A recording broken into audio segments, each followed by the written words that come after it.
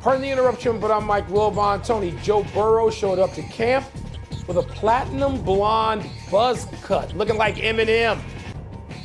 I'm Tony Kornheiser. I look like Martin Van Buren. Anybody want to look like that?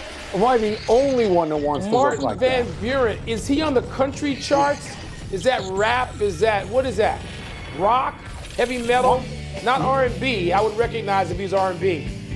Yeah, no, he's not. I mean, he's in, Old Presidents for 400. Martin Van Buren. Who does he look like? He looks like me. Welcome to PTI, boys and girls. In today's episode, the NFL pushes for 18 games. Tarek Skubal is making it hard for the Tigers to trade him.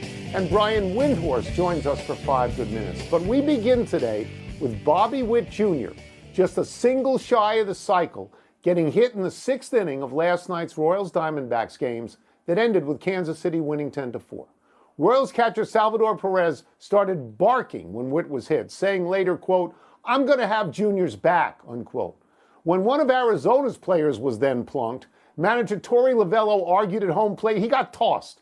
Lovullo later said he told the umpire, quote, "If you think in your right mind that I was going to ask our team to hit the future of Major League Baseball, you're crazy and you've lost control of this situation," unquote. Lovullo went further, saying, quote, "That's what I said to the umpire and I wanted Salvi to hear it," unquote. Wilbon, how did it look to you? Tony, it looked like typical stupid baseball back and forth to me.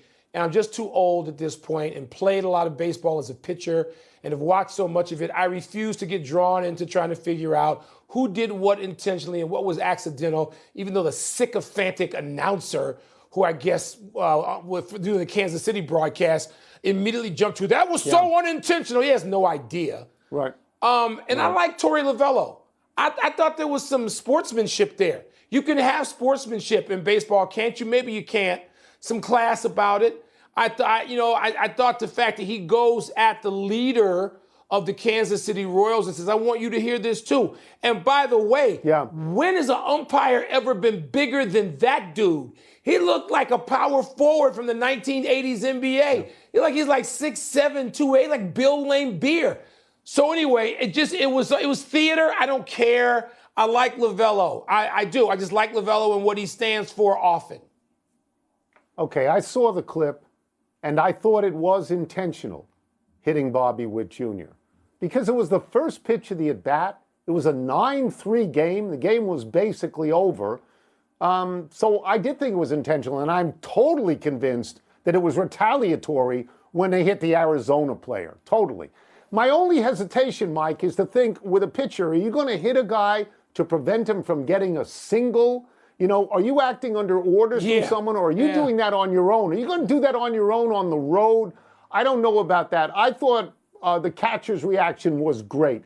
He's an all-star catcher, Mike, 9-time all-star, and he knows Bobby Witt is an all-star as well. I mean, Bobby Witt his guy. Is a really good player, and I'll just take about 10 more seconds. That from Lovullo is enormous praise to say he's the future of Major League Baseball. Lovullo managed in the World Series last year, if I'm not mistaken. Yeah. And he's got players. He had the Rookie of the Year last year, Corbin Carroll. So if I'm Corbin Carroll, even though I'm having a bad year, I might say, hey, Skip, what about me? That guy's the future. Well, what about me? I'm your guy. So.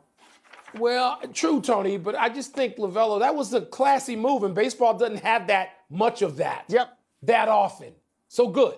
I'm going to applaud him, if nothing else, intentional or not. And let's move to the Detroit Tigers and their ace, Tarek Skubal, the AL Cy Young candidate, allowed 10 hits yesterday against Cleveland, but just 1 run. Picked up his 11th win of the season. Skubal is often mentioned as potential trade targets for contenders like the Dodgers and the O's. But the Tigers have won 11 of their last 14. So, Tony, should the Tigers be looking to trade Skubal or keep him and contend, for God's sake? Okay, so this is my favorite time of the year in baseball, the trade deadline. It's my favorite time of the year in all sports, trade deadlines. I really enjoy that. So should they trade him?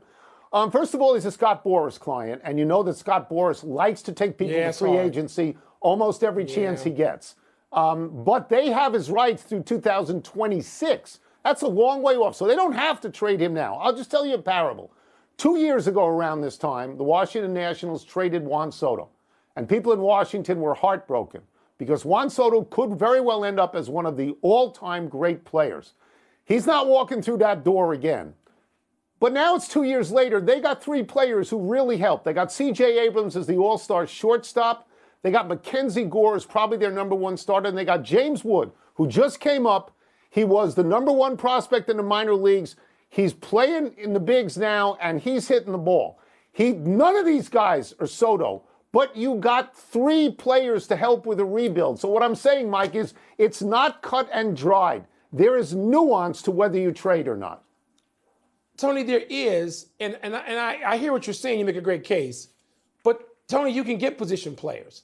Deals often bring back position players, but they don't often bring back starters. You and I talk every day, and with every guest we have from Major League Baseball about starters. Okay, so Skubal, who's I think 27 years old, 27, 28, 29, 30, 31, 32. Those are your primaries. I think about a guy like Jake Arrieta. That's right. Jake Arrieta, who didn't hit his prime. He was like 25 and 29. He gets to 28 years old, and boom, 2015, 16, 17, 18. He's an ace. And so Skubal could do that. I understand the Tigers are not in contention yet, but don't you owe your fans something? Can't you build, can't you keep this guy under your control, even with Scott Boras, for 3 or 4 seasons, which is as long as it goes? Well, at least 2 more. I think we're both saying the same thing. It's a hard call. It's a hard call. It is tough. It's tough. We moved to the NFL, and a piece by our friend Mark Maskey in the Washington Post that the NFLPA was engaged in discussions with the league about a potential 18-game schedule. NFLPA Executive Director Lloyd Howell is not dead set against it. Howell said, quote, "I call it bargaining," unquote, and referred to money, field surfaces, time off, OTAs, and safety as possible chips for the NFLPA, excuse me. Wilbur, could you see the players supporting an 18-game schedule? Yeah, they're going to support an 18-game schedule. And, Tony, let me declare my baggage, all right? This is sort of new baggage. Yeah, he's your boy. Friendship is not new. Lloyd Howell is a personal friend and has been that for a long time. So let me get that out of the way. And I believe in his expertise and his intellect and his ability to persuade and guide and negotiate. I do. And this is a negotiation. That's what it sounded like to me. You know, I hate the notion of an 18-game schedule because I think the league just lies. It doesn't even pay lip service. It lies. It talks about, you know, health and safety being a primary issue, and it isn't. Money's the primary issue. It's the only issue. They don't give a damn. So that's my thing. And the league, the players have to know that. And they're going to get their money. Let me just give a quick suggestion. Why not make it so that you can play 18 games, but players cannot be eligible for more than 16? So that means nobody can play more than 16, but there is an 18-game schedule with NFL players, and your roster can expand. You can have more guys. They just won't be eligible to be maimed, which the NFL as a league entity doesn't care about. That has been talked about at great length. Look, 18 is coming. 17 is idiotic. You can't end your season 9 and 8. It's incomplete. It's idiotic. Everybody knows they crossed the Rubicon, players and owners, when they went to 17. There's a big opportunity for players. They are going to support 18 because they're going to get a lot of what they want. Not going to get everything, but they're going to get money. They're going to get time off with extra bye weeks. They might be able to get all grass fields for safety issues. They might be able to reduce OTAs, which are stupid and nobody wants them anyway. They're going to cash in on this particular thing. The owners are going to get 18. The players are going to get a bunch of stuff. The season, thank God, is going to go all the way into March probably. And that's, as they say, how we make the peace. Let's take a break. Coming up, how does Team USA feel about barely beating South Sudan and Germany? We're going to ask Brian Windhorst. We're also going to ask him how LeBron feels about these fourth quarter heroics. They should all negotiate trips to Egypt and come back wearing Egyptian cats on T-shirts. They do that. That went right over my head. I have no idea what you're talking about. You haven't been following your boy Aaron Rodgers?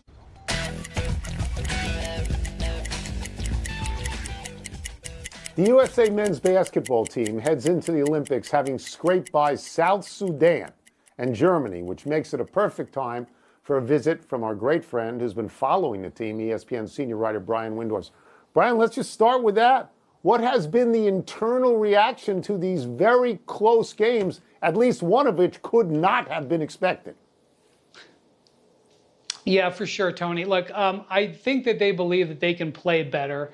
They have some things that they can tune up. They're still working on their rotations. They're still working on their offense. When they get into a half-court offense, it gets a little squishy. But I do believe that they think that they're playing well and they're trending in the right direction. And you're going to say, well, how could you say that when you beat South Sudan by 1 point and Germany by 4? Well, the South Sudan game was not a good performance. It was really a bad first half. They were much better in the second half. They were the dominant team in the second half of that game.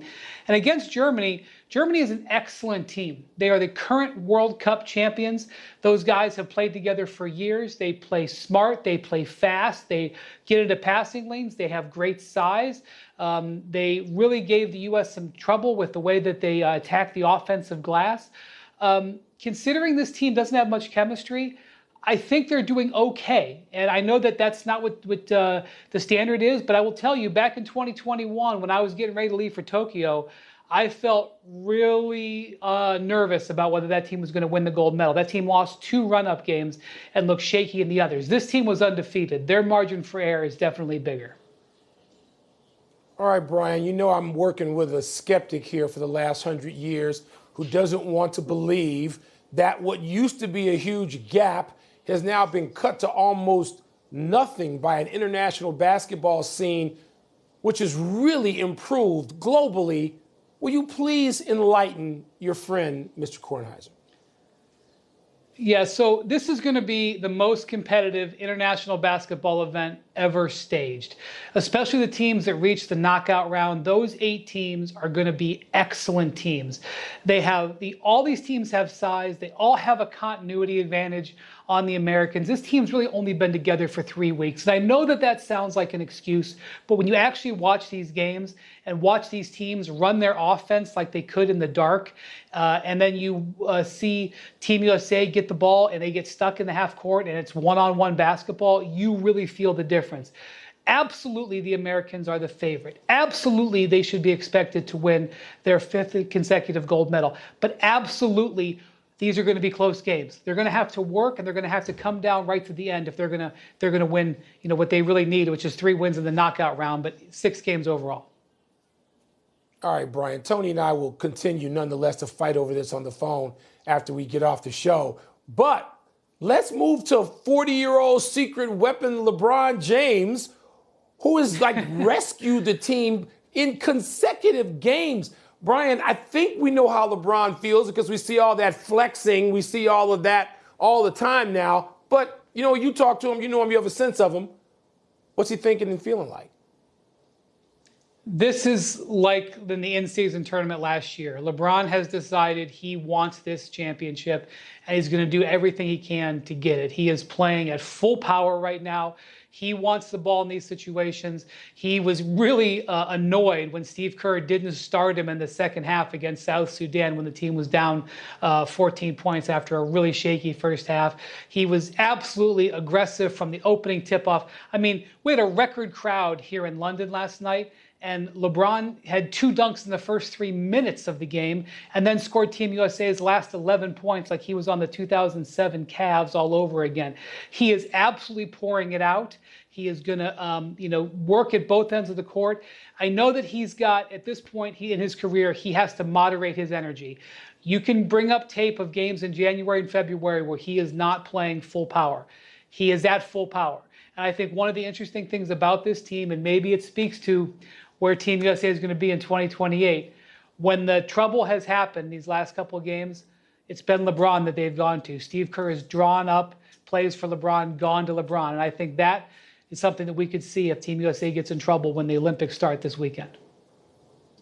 I will stay with LeBron and get you out of here on this. Joel Embiid told the New York Times that LeBron is not the same player he was a couple of years ago. I don't want to make this into Colin Montgomery and Tiger Woods, but I am interested in finding out that Joel Embiid has won nothing and LeBron has 4 rings. How did LeBron take that? Well, we didn't ask him about it yet because we haven't had a chance to really delve into it. By the way, Joel Embiid has played really well the last couple of games, rounding into form, and that's been big for the Americans. Joel, on his face, is correct. LeBron James is not the LeBron James of that run where he went to 8 straight finals. Steph Curry is not the Steph Curry when he was the unanimous MVP 10 years ago. That's just true. They are not players that can dominate, especially at the MVP level like that. But what I know about LeBron historically is he doesn't want his teammates talking like that. So my guess is that it mildly annoyed him, and he might have given him a little bit of a joke after he had that dominant performance last night, because that's how LeBron tends to operate. Yeah, after he wins the game, he should go to Embiid and say, how's that? How's that working out? Thank you, Brian. Yeah. Thanks, Brian. Appreciate it. Take care, guys. Let's take one last break. Still to come. The Jets traded for Hassan Reddick, but can't get him to report to training camp.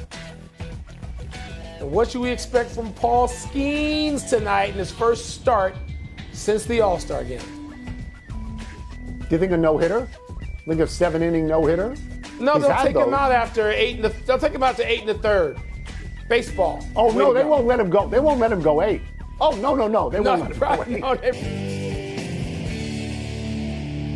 No, Happy time, people. Happy 50th birthday, Maurice Green.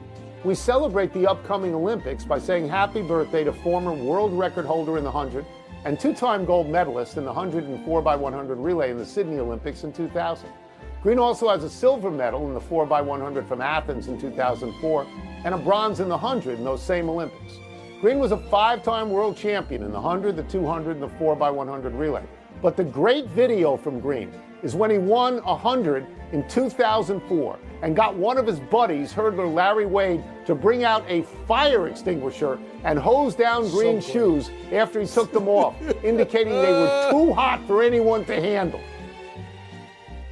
Tony, I was walking into the 2017 World Championships to watch Usain Bolt. And I walk into Mo Green, walking in the stadium. And we chatted for a bit. He's just so personable, as you can tell.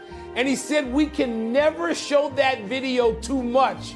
And I got a big hug for showing that video, which, of course, is his favorite clip. Mo Green, how great was he all the way around? It's a great video. Happy anniversary to the College All-Stars versus NFL Champs annual game. On this day 48 years ago, the last of this summer exhibition series featuring college stars versus the NFL champions was played under insane conditions that forced the game to be called. The Super Bowl champion Steelers were dominating the College All-Stars 24-0 in the third quarter when a monsoon-level thunderstorm inundated Soldier Field. When college coach Ara Parsegian called timeout to organize his team in the storm, hundreds of fans stormed the field. The game was called because of lightning and because those fans on the field had torn down the goalposts and showed no inclination to leave. So the 42-year run of this charity game ended and was never revived. Tony, that game lasted for 5 decades, that classic in Chicago at Soldier Field, 1 year at Dyke Stadium. But the important thing is the sports editor of the Chicago Tribune, a man named Arch Ward, I know you've heard of him, who was the driver behind Major League Baseball's All-Star Game, he also had the idea for that classic. Those things were played forever. 42 years, pretty good run. Chicago Tribune sports editor. Happy trails to Hassan Reddick reporting to the Jets. The Pro Bowl pass rusher is reportedly not planning to show up to training camp until he gets the new deal he's been seeking. The Jets traded a conditional third-rounder to the Eagles for Reddick earlier this offseason, and the question is, why didn't they get the deal done at that time? The 29-year-old Reddick is due to make $14.5 million in the last year of the 3-year deal he signed with the Eagles, which is 20th among edge rushers. He had 11 sacks last season, 16 the year before. The Jets can now fine Reddick $50,000 per day if they believe that will get him to report. The Jets have a chance to be really, really, really good for a change. I'm not buying all this nonsense around the network that they're going to the Super Bowl. But get this guy signed. You got a great defense. You got a coach who knows what he's doing with defensive players like him. Get him signed. Come on, seriously. One clarification I have now seen, speaking of the Jets, the Egyptian cat shirt Aaron Rodgers was wearing. I thought Wilbot had said Egyptian cap. So I got that wrong. Let's go to the big finish. CAT. The Heat beat the Grizzlies in overtime to win the NBA Summer League title. Who cares about this? I don't care. I like to see the games when I'm there, but impressed, let's tamp it down a little bit. Dodgers rookie River Ryan gave up just one unearned over 5 1/3 in his major league debut. Is that significant? If Glasnow isn't ready, if Kershaw isn't ready, very significant. Your Bears excuse safety Jonathan Owens from 4 practices so he can watch his wife Simone Biles compete in the Olympics. That's good, isn't it? Not just good, it's enlightened. And for an NFL team, I'm standing ovation for the Bears for doing that.